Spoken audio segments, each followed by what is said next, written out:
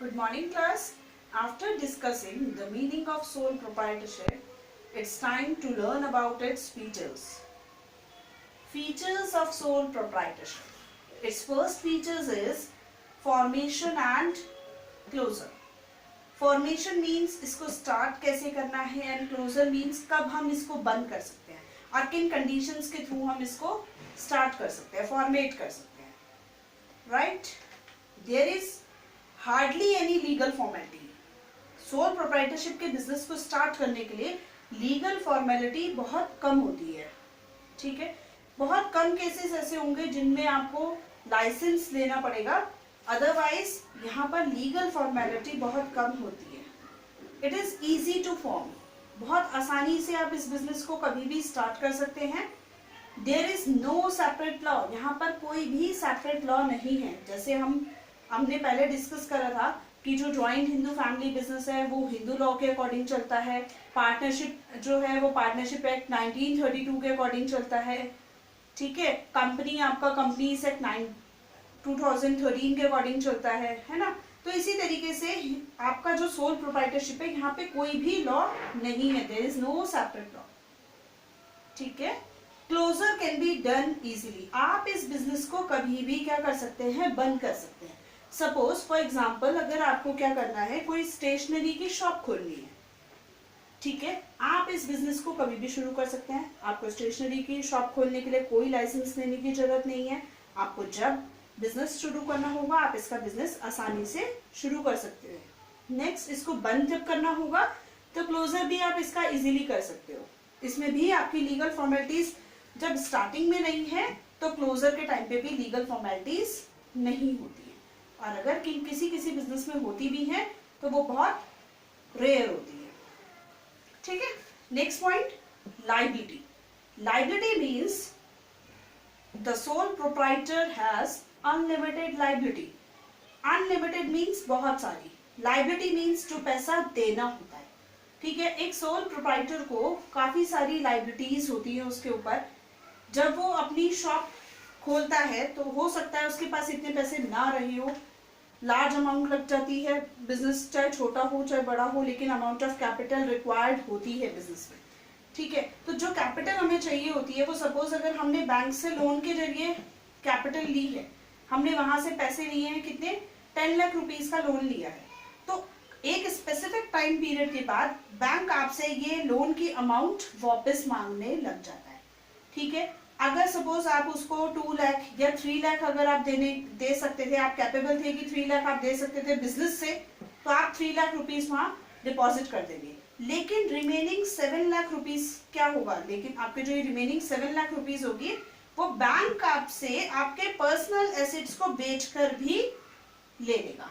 अब personal assets क्या involve होता है पर्सनल एसेट्स में? जैसे आपके पास कार है, आपकी बाइक है, आपके नाम पे अगर आपका कोई घर है, तो आपके पर्सनल एसेट्स को बेचकर अगर बैंक के पैसे पूरे हो रहे होंगे तो वो बैंक आपके पर्सनल एसेट्स को सेल करेगा और वहां से वो फंड आपके लोन अकाउंट में डिपॉजिट कर देगा. तो बैंक अपनी अमाउंट कभी नहीं छोड़ता, बैंक अपना पैसा ले लेगा. इसीलिए बोला गया है कि sole proprietor have unlimited liability. Right, next point, sole risk bearer. Sole proprietor bears all risk himself. वो अपने आप ही सारे रिस्क को बियर करता है. And enjoys all profit. अगर प्रॉफिट हो गया तो एंजॉयमेंट भी उसका ही है. मीन्स अगर बिजनेस में सक्सेस में हो जाता है, बिजनेस आपके बिजनेस काफी सक्सेस कर रहा है, काफी बहुत अच्छा चल रहा है, बहुत अच्छा नाम हो गया आपके बिजनेस का, तो उसके लिए भी आप अपने आप रिस्पॉन्सिबल है. मीन्स जो सोल प्रोप्राइटर बनेगा, जो सोल प्रोप्राइटर है वही उसके लिए रिस्पॉन्सिबल है. और अगर आपके बिजनेस जो है वो नहीं बढ़ पाया किसी कंडीशंस की वजह से, तो तब भी कौन रिस्पॉन्सिबल होगा? तब भी सोल प्रोप्राइटर ही रिस्पॉन्सिबल होगा कि वो अपने बिजनेस को उतना अच्छा सक्सेस नहीं दे सका, उतना अच्छा नाम नहीं दे पाया. ठीक है, now come to next point, control.